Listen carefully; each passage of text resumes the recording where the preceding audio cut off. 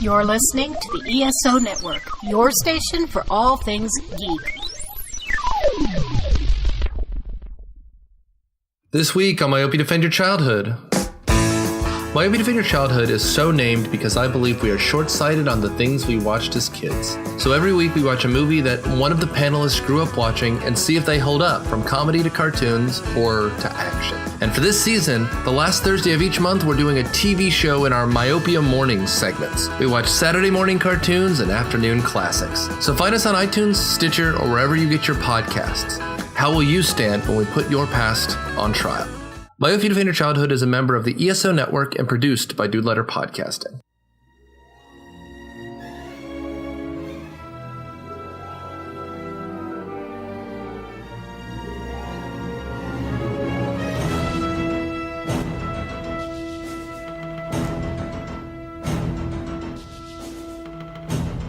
All right, so we are going to be kind of talking about a movie we know very little about. Well, this movie, yes. But in general, the Predator.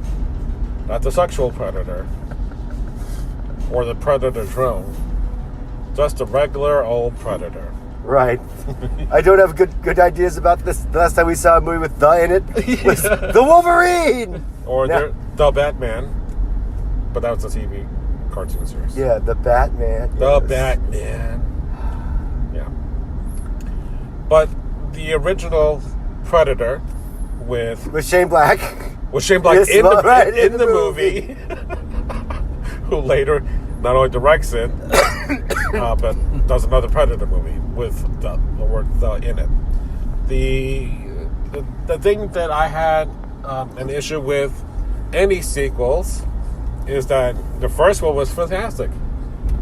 And if Schwarzenegger wasn't going to be in it, how was this possible? You had Danny Glover in the second one. That was... because that's exactly what I think about as action star Danny Glover. Granted, he's too old for this shit and Lethal Weapon, and it's fine because it plays up to him. But this is like, okay.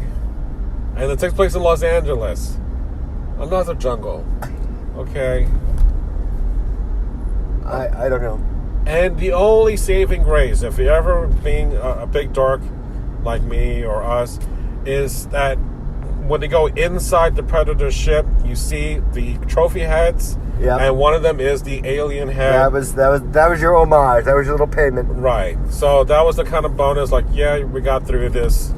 Here's a little bonus for you. If you get this reference, good for you. But then we're going to fuck everything else up by doing Alien vs. Predator movies for the next 10 to 15 years that are...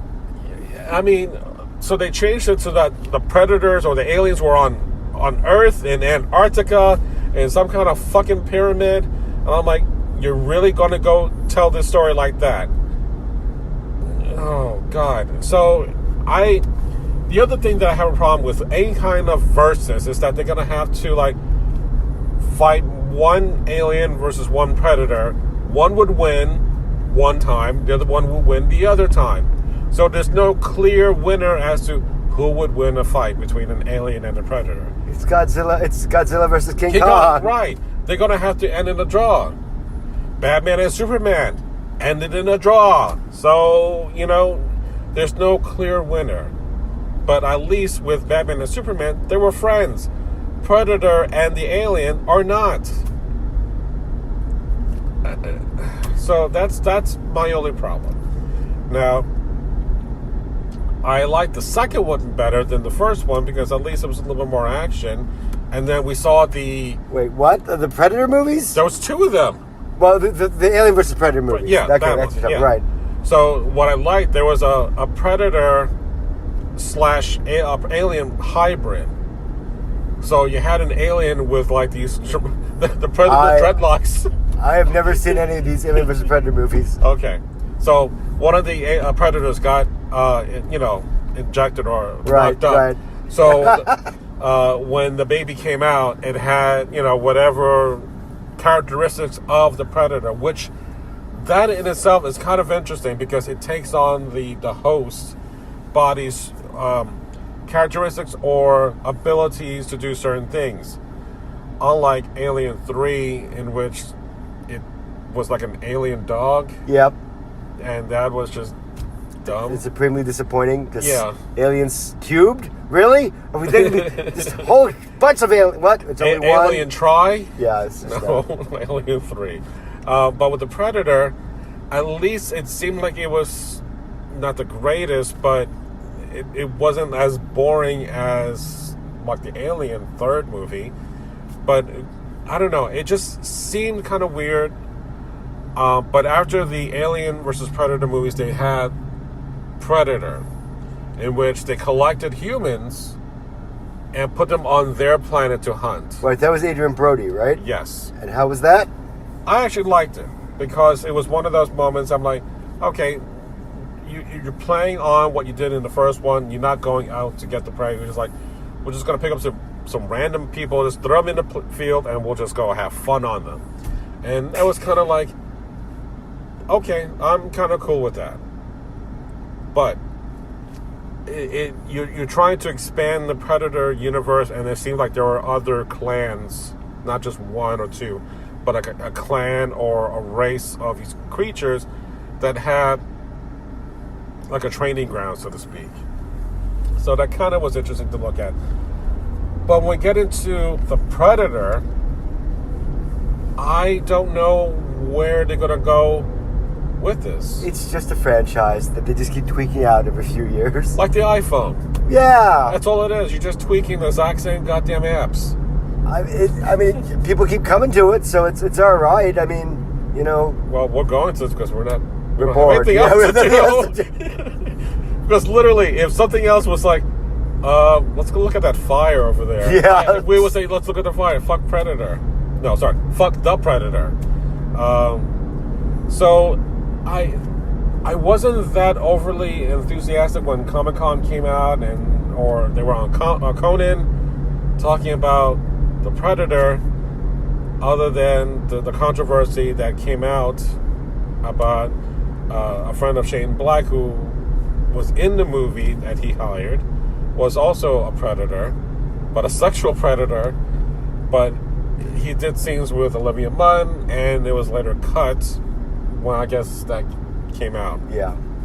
So she was kind of upset, and I get her point about Shane Black's apology should be not to the Twitterverse or to the public, but, you know, apologize to the people that had to work with this guy who Shane Black kind of kept it in the dark. Shane kept him in the black. Shane Black. Yeah, got it. Thank you. I get it. I get the concept. Right, thank you, yes. Get the point. So I'm kind of siding on her side, but of course, you know, I'm always on her side. You want to be on her side. No. You want to spoon on her side. I want to be inside. What? Don't say that. I didn't say that. Someone said it. It wasn't me. Okay. If it wasn't me, if it wasn't you, who was it? The Predator. Yes. All right. So I've seen a couple of trailers. The only thing that seems to indicate is that there's a Predator and then there's a Predator. A super Predator. Right. So he's just bigger. I hear the genre's kind of messed up. It's more like a comedy. But we'll see. Yeah, and what's his name? The guy from... I'm blanking out. The Punisher? Not the Punisher. Key and Peele. Okay. The guy with the shaved head. He's a super uber geek. When he was on Conan, he was dishing out stuff about the Predator, the home planet, and facts. I'm like, damn, I didn't even know this. So I give him kudos for that. And I think he may help to elevate this, like you said, to more of a comedic version of this. But hopefully it's not going to be like two predators walked into a bar. One of them ducked. You know, that kind of thing. I don't know what to expect from this. Which is good. This is exactly how we should see this movie. Yeah, because even with the trailers, after the first one, I'm like, okay. I wasn't like, I was like drooling and foaming at the mouth like I normally do to any kind of movie like this. No one asked for this movie. Yeah, so I'm just kind of curious to see how it all plays out. So we're kind of doing this recording before the movie to see what our feelings are before and after. So if you notice that the after is going to be like a really short recording, well then you know why it's short. Because it sucked. There'll be anger. There'll be much anger across the land. So right now we're on our way to go see The Predator. And hopefully we'll have some good news. God willing. I actually do need some good news. Or at least, if I'm entertained in my current state in my head, then I'll be happy. Even if it is crappy. It could be good crap. It could be good crap. Because technically the summer is over. Which I would have thought you would have put this in the summer. Movie's got to come out sometime. Yeah, but, you know, movies that come out, like, late in the summer, like in August, usually are, like, bottom of the barrel. Things like this coming out after the summer, one, there's not going to be a whole lot of competition, which is kind of smart. Good for that, maybe, yeah. But two, I would have maybe pushed it towards Halloween. I don't know. We'll see. Yeah, so we'll see if it makes any money. Let's see if it has legs. Well, they'll have R2 monies because Olivia Munn has to eat. You know, I have to support her for your imagined love child. Yes. Yeah, for my baby mama. Yeah. All right. So we'll take a break and then come back to talk about the Predator. You gotta ask yourself one question, punk. What the hell is a cigar nerd? Welcome to the Cigar Nerds Podcast. It's the only show where two guys smoke cigars and talk about nerd culture. Do you like movies, games, comics, sci-fi, pulp culture, and beer? Do you like science, nerd news, explosions for no apparent reason? Then this is the show for you. It's like being in a nerdy cigar shop, but for your ears. Check us out at cigarnerdpodcast.com.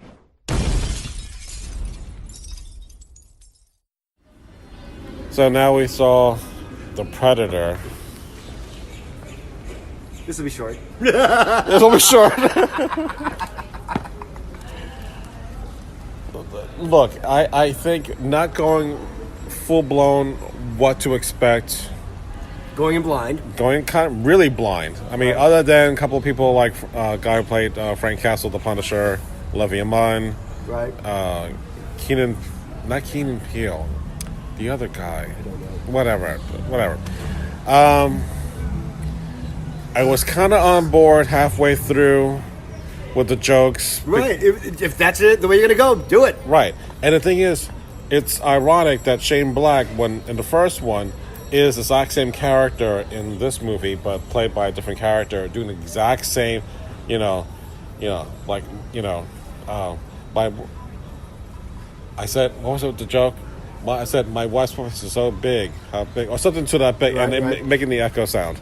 So it was the exact same thing, except that it was more that. Which, for a guy stuff, this is more of a guy, macho-ish movie. Although... See it drunk. Right. See it drunk, for God's sakes. I would have enjoyed this much better if I were drunk. Right. I'm getting drunker. Because even though Olivia Munn kind of is still like going from a scientist to being part of this ragtag team of army professionals and shooting and fighting, she's a lot more action oriented than I thought.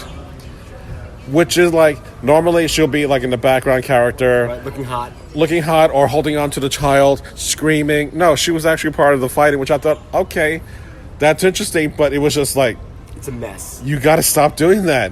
At one point, she grabs the ball thing, and God, please don't tell her where the ball thing came from, because then she was like, ew. But she turned part of herself invisible while jumping on the Predator. Yeah, that's. So it.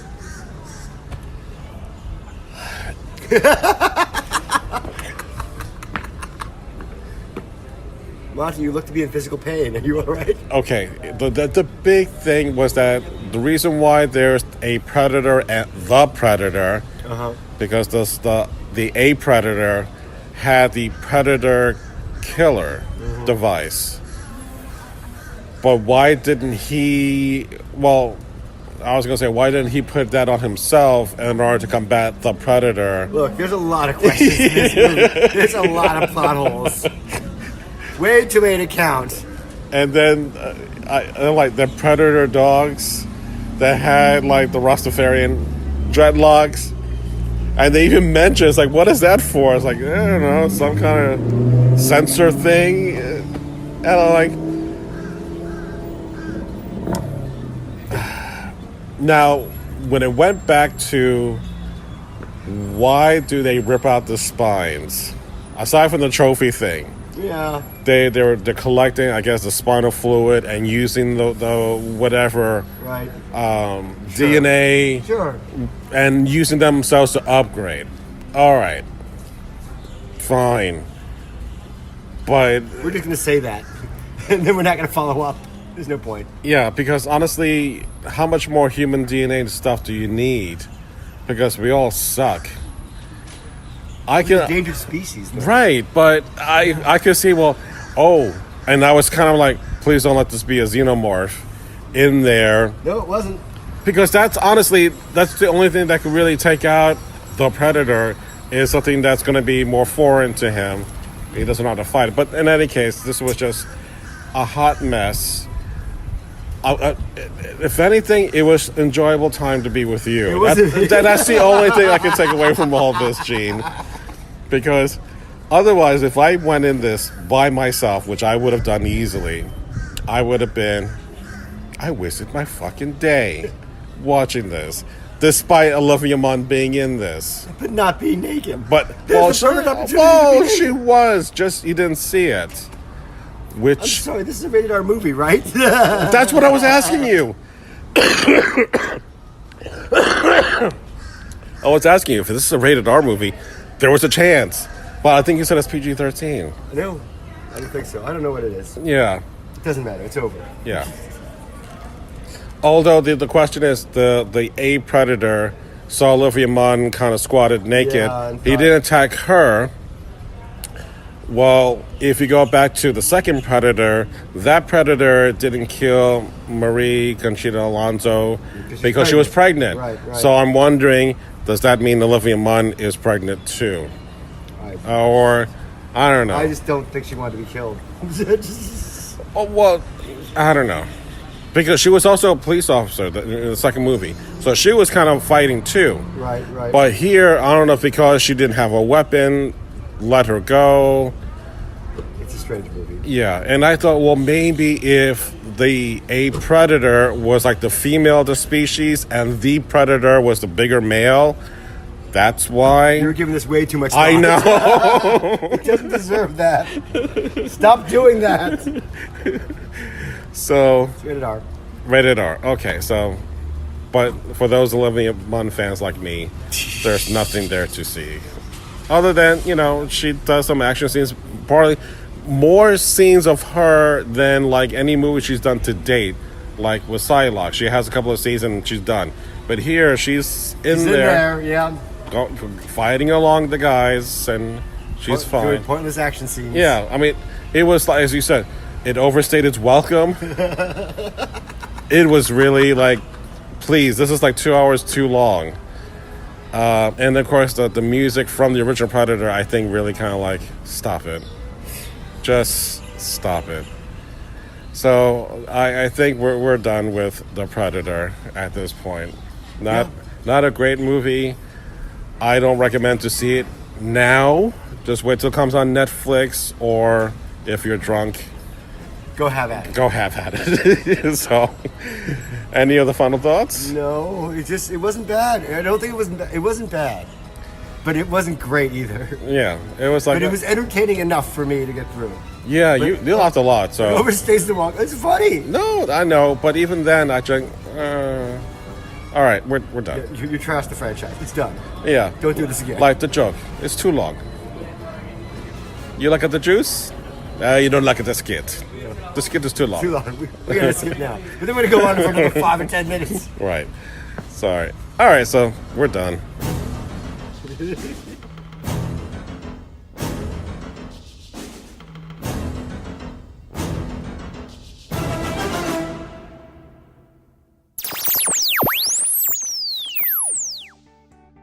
This has been a broadcast of the ESO Network.